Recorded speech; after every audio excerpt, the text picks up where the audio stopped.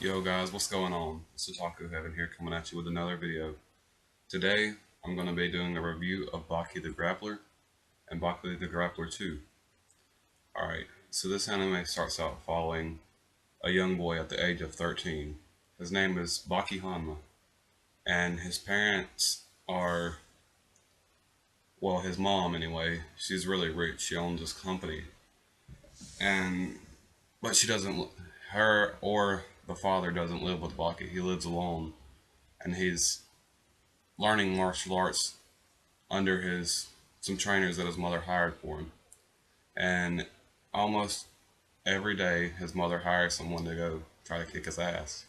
And he fights them every time. It starts out with Baki Hanma versus 100 delinquents. And he manages to take out about 33 of them, if I'm not mistaken. The cops are watching, but they don't do shit about it. So the whole reason that he's fighting like this and his mother is actually sending people after him is because his father, his name is Yujiro Hanma. He's known as the king, the greatest fighter in the world.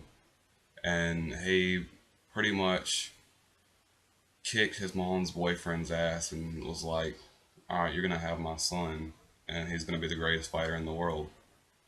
And basically what happened was Yujiro killed her ex-boyfriend, which was really rich, so she inherited everything that, well, they had just got married actually. She inherited everything that guy had, so she's rich and she's able to put Baki through the best training he can possibly get from what they know so far.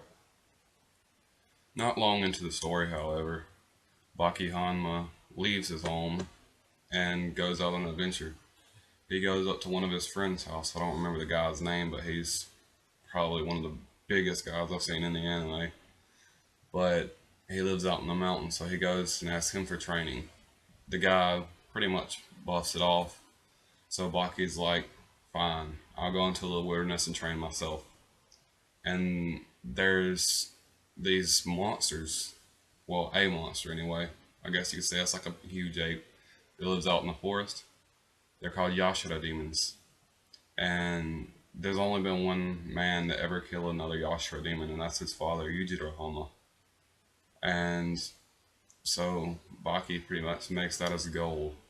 Once he finishes that, he goes back after he defeats the Yashara demon, which is a badass fight, by the way.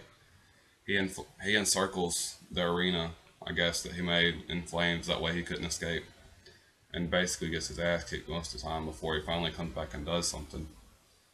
But after that, he goes back to his home, and his mother hires one of the biggest gang leaders out there. He's age 15, and near about every big as, excuse me, near about as big as the guy that's in the forest or whatever, the one I was telling you about, the biggest guy in the anime. And he's only age 15, and he's a pretty good street fighter. Now, they basically wind up fighting in, if I'm not mistaken, it was either a nightclub or a restaurant. And they, Baki winds up winning, obviously, because he's the main character, but he winds up getting beat down pretty bad, and he breaks the guy's hands, both of them. And Yujiro comes in and was like, fuck this, and just like rips everything up for a minute, and then dips out in his helicopter. And I think that's near about it for the first Baki. For Baki 2, however, this has got to be one of the most action-packed animes I have ever seen. Almost every episode is another fight, because they go into the SFC, which brings it back. Actually, they do. It's to go into a fighting tournament at the end of the first one, where he fights a boxer along with Hanayama, which is the gangster or whatever that I told you about. And when they go into Baki 2, they're in the SFC, the Supreme Fighting Championship, which is an underground league that contains all the best fighters that there ever was. Even Yujiro was there, but Yujiro didn't fight much because there really wasn't much competition. However, there was one badass fight he had against a man named Dopo Orochi, which he knows several different techniques and stuff that make him a formidable opponent. Now, Yujiro, on the other hand, he knows equally and probably even more than him. And when he winds up beating Dopo Orochi, obviously, he is a king, that's his title. And basically, the whole goal is for Baki grabs the championship quickly. But the one thing that bothers me about the anime is when he first went to break into the SFC to actually get in there because they weren't just going to let him in, he was stopped by just a plain security guard for the SFC because nobody had ever fought really blocked before. It was all bronze. And throughout the whole anime, there wasn't really much more blocking other than one time when Dopo Orochi used Sanshin, but that was about it.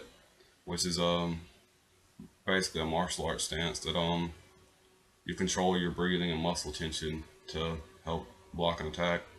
And pretty much,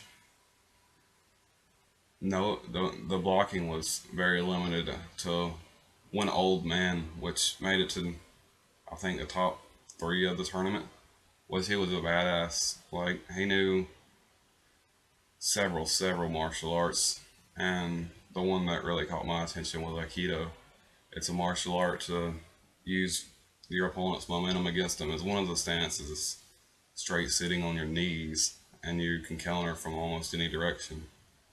And every episode of this anime near about had a fight in it, which it's a little heavily action packed, but I enjoyed it. And overall, if I had to rate the anime, I would probably give it an 8.